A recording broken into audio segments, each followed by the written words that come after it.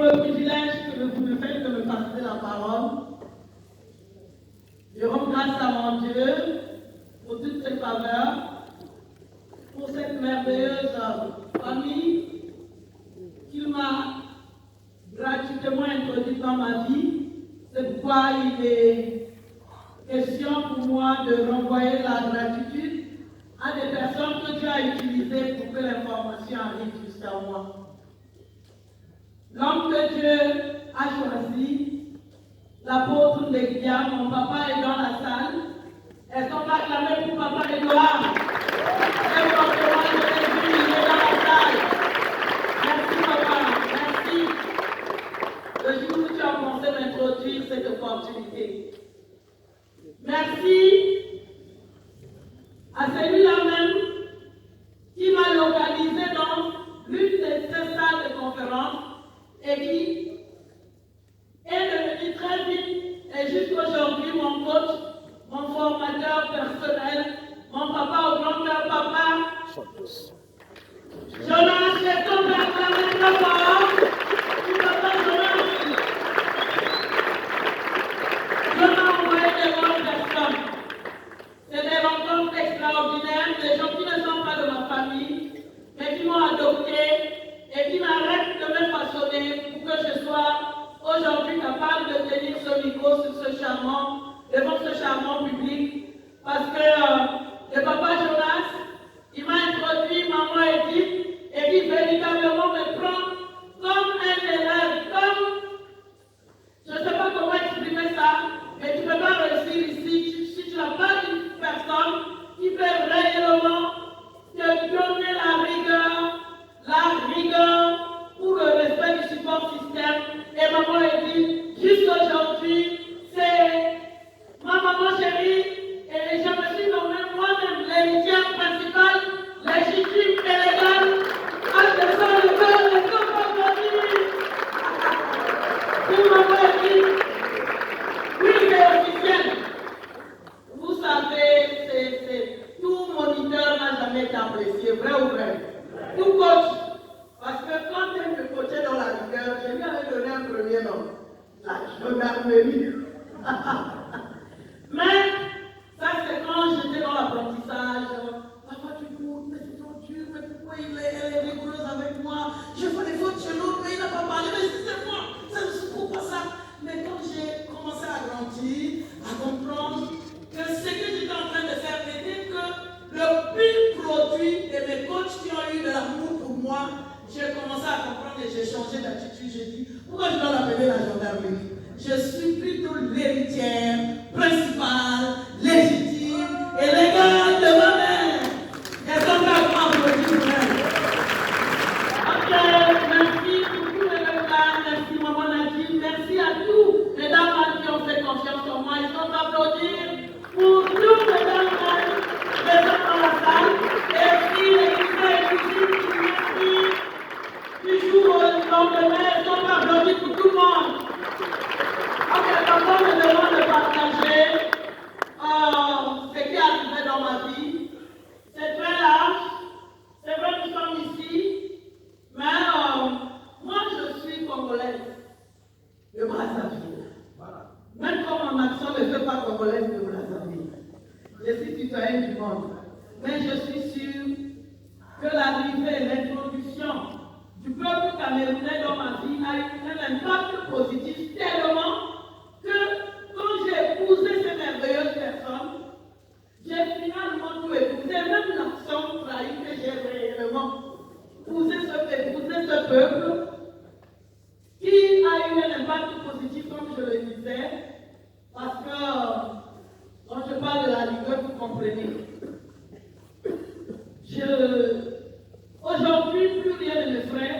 Je ne peux pas reculer devant un challenge. C'était pas la même personne hier. Je ne croyais pas trop en moi. Mais quand tu as en face de toi des hommes qui croient, moi tu me croyais être croyante, moi tu croyais avoir la foi. Mais quand il y a un challenge, je reculais. Je commence là un challenge, tu changes de position. Mais Dieu m'a mis des personnes, en fait, c'est les frères de mission. C'est les gens malhonnêtes qui changent de position. C'est les gens qui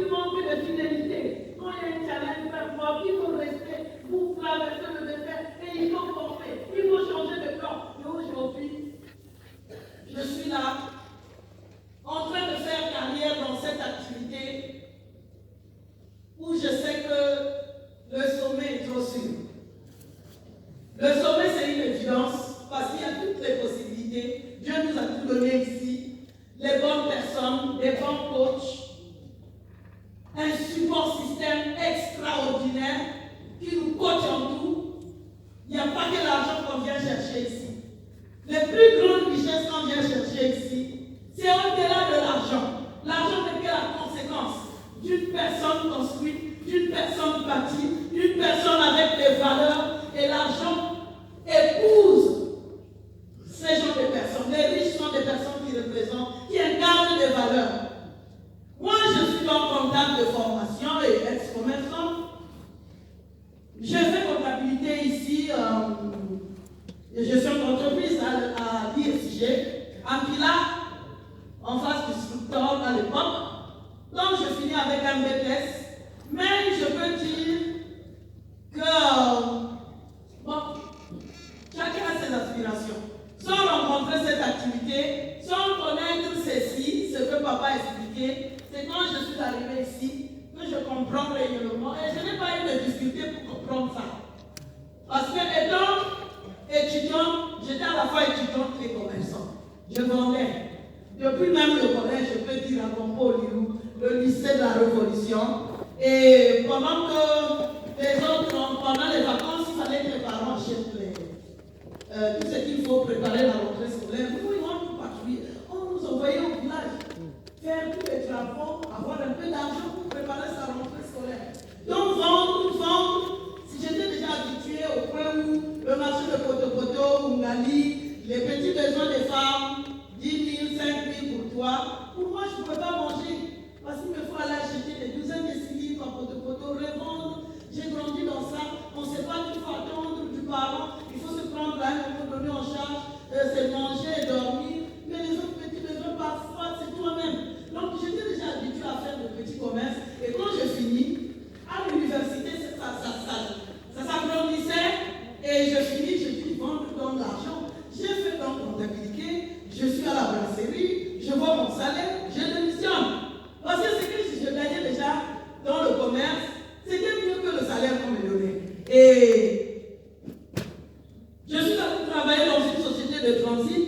Là-bas, mon commerce que je faisais, je pouvais livrer les blouses opératoires, les champs circulaires pour les césariennes, tout ce qui est équipement de l'ingénierie dans le grand bloc.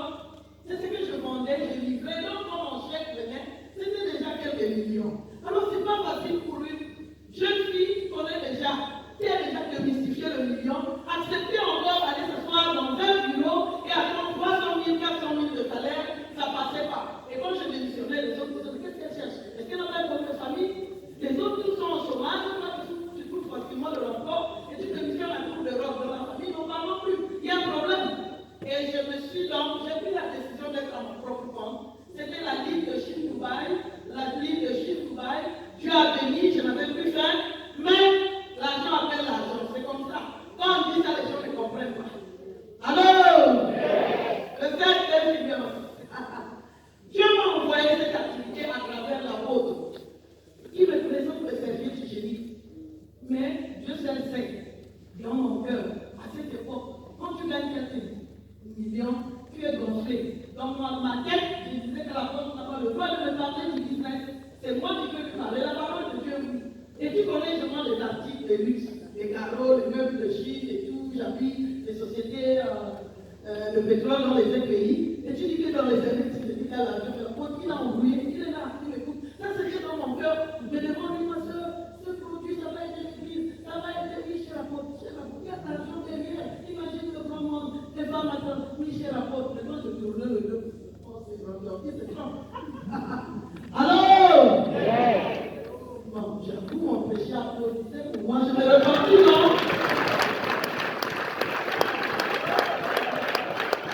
Ok.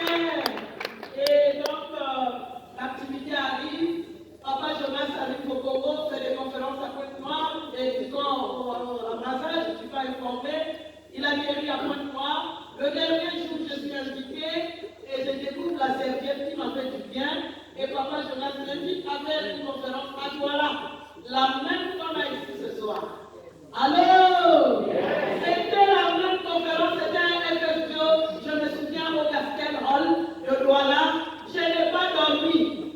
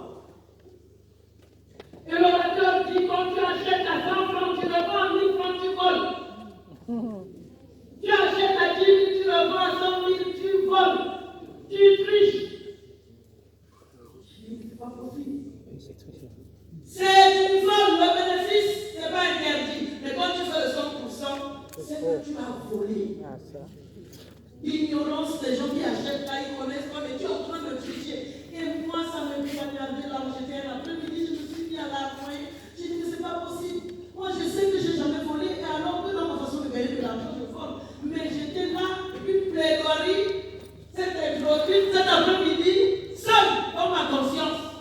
J'étais tourmentée, j'ai transpiré, j'ai larmoyé, et personne ne comprenait ce qui se passait, car en fait, je me suis représenté, je sais que ce qu'il dit, que quand tu achètes, tu fais le 100%, c'est ce que tu voles, mais moi je savais que mon bénéfice à moi c'était au-delà de 100%.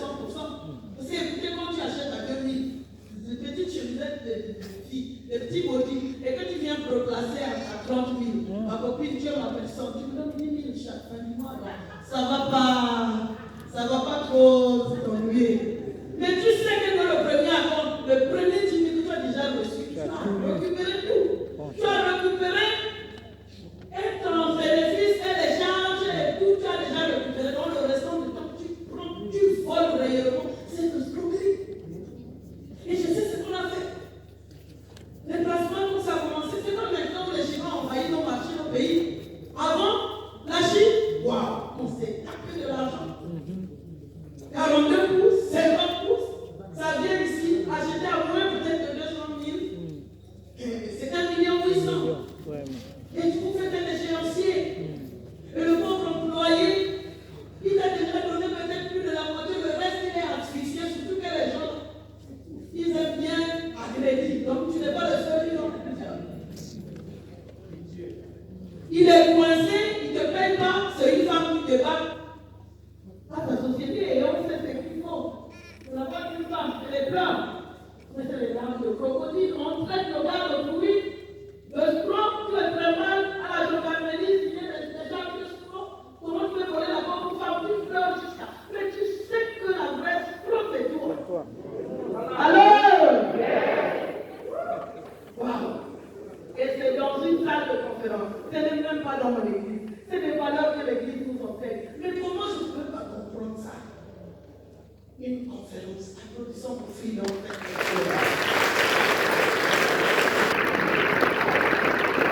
J'avais honte de ma personnalité, j'avais honte de moi.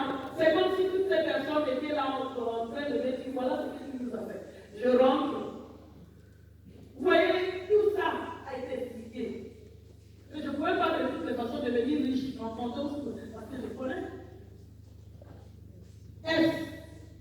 Travailleur autonome. Tu as ton propre compte. Tu ne fais confiance à personne. Tu ne fais confiance à personne. Tout pour toi, rien pour les autres. Voilà. Très bien. Et on me demande que, quoi qu'il en soit, peu importe le nombre de millions, parce qu'on gagne des millions, la gagne bien des millions. Mais ça ne fait pas de toi un riche. Mon downline financier, papa me doit l'habitude de dire l'argent ne doit pas être un stock, ça doit être un flux. Et ça, c'est l'intelligence des business. Voilà un quadrant qui me démontre que moi qui rêvais être riche, c'est pourquoi j'ai refusé d'être employé. Je voyais la misère de ma famille. Je croyais être mieux. Je viens au milieu de riches, et les riches me font comprendre que tu es toujours, malgré tes voyages de Chine, tu patauges dans la pauvreté vraie. Je me mire et je comprends que c'était vrai. Je décide de rentrer dans cette activité, de faire dans cette activité. Je rentre à Pointe-Noire, j'étais de l'uniforme. Chacun a son degré de folie. Et pour ma part, croyez-moi, pour couper tout. C'était comme ça que j'ai décidé de faire dans cette activité et de faire réellement carrière, si bien que je pense que je n'ai pas fait un an encore. J'ai tout soldé, puisque j'étais en conflit même émotionnel. Quand je partais dans mes boutiques, je voyais les étiquettes sur les meubles, sur les fauteuils en cuivre, 1 million et quelques, 2 millions et quelques. C'est comme si c'était en train de me dire voleuse, voleuse, voleuse. Et j'ai dit, je ne vais plus passer par là, on sonne. Mon mari a dit, tu es sérieux? J'ai dit, je veux faire carrière. Je vais être milliardaire ici. Allô? Et aujourd'hui, croyez-moi, ce n'est que grâce. Yes or yes? Grâce et gratitude, je ne sais pas quel est le mécanisme que tu as utilisé pour que tu sois dans cette salle, mais chacun son tour. Yes or yes?